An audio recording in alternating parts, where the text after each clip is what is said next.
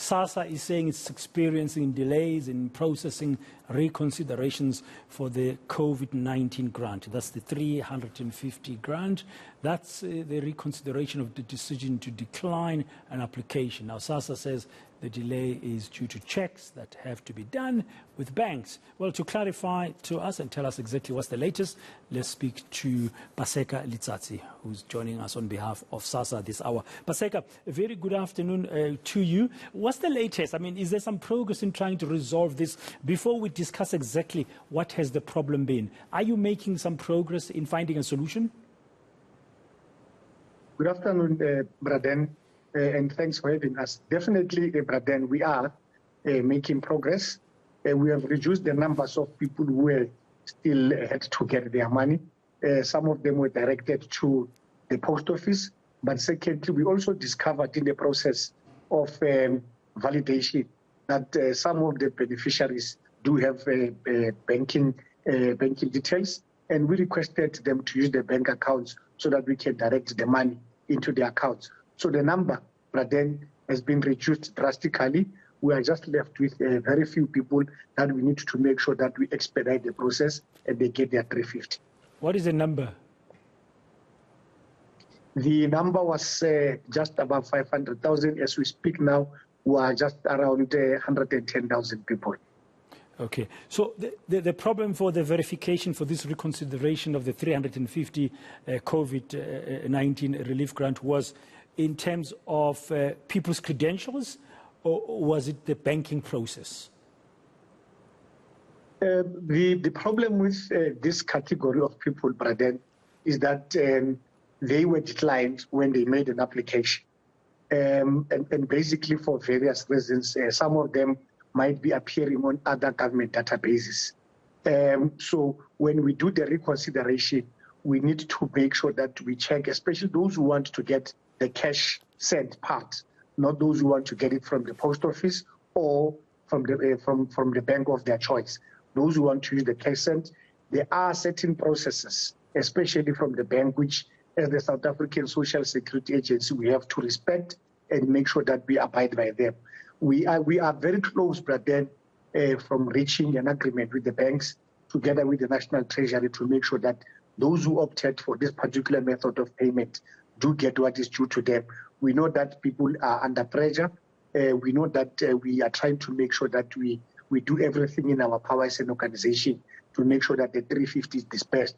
But obviously, if people can bear with us, we are not sitting and forgetting about them. We just want to make sure that they get what is due to them. And we just want to reconfirm that, if I have to make this point, that even if March has to come and we have to shut down, we will never close down until the last person is paid the last cent.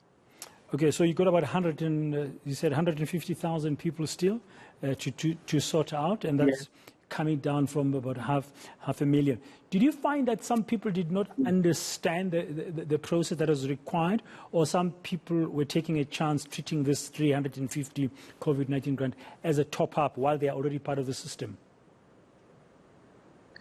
Look, Braden, I think what we discovered in the process is that there will be chances. There are those who will try to take a chance to check if they'll be able to get a 350. But secondly, what has helped us in this period is the fact that we are able to bounce the information which we get from beneficiaries with other government departments. For an example, Braden, if you are benefiting from NSFAS, our system is such that it's able to interact with NSFAS, and we're able to catch you that we are definitely getting something. We know, Braden, that there are people who have bank accounts. We know that there are people who've got money in their bank accounts, but when they make an application, they want to give any information that they do not have bank accounts because they don't want the South African Social Security Agency to see that there is a source of an income which they are getting. However, the system is such that it's able to pick up on this particular thing. We need to make sure that the money goes only to those who are deserving. And I think the message which you want to pass to the public, Braden, is that this is not a top-up. This money is meant for people who do not have any source of income whatsoever. Okay. So how long do you think, by when are you hoping to resolve the remainder of the people from that list of 150,000? How long do you think you'll conclude this process? And can you guarantee that in future, having learned some things from this process, there won't be further delays? No, definitely, but then I think we think in the next 2 weeks we have resolved the matters. But if the matters are still giving us problems, because we just need to sort out a very small administrative matter with the banks and National Treasury, and I think all the other stakeholders are committed to make sure that we close the matter. But then in the last cycle, when we were processing the 350, we had a contract with the banks. However, when the matter, when we closed the issues, we had to start from scratch and so on. And even in this period, remember, we were given a mandate to close by March, because our mandate as Sassa is to make sure that we administer the distribution of social grant. So when we plan that by March we need to close. We don't know what the government will say and so on, but as we plan and we work forward, we want to make sure that when we close, everybody gets what is due to them, brother.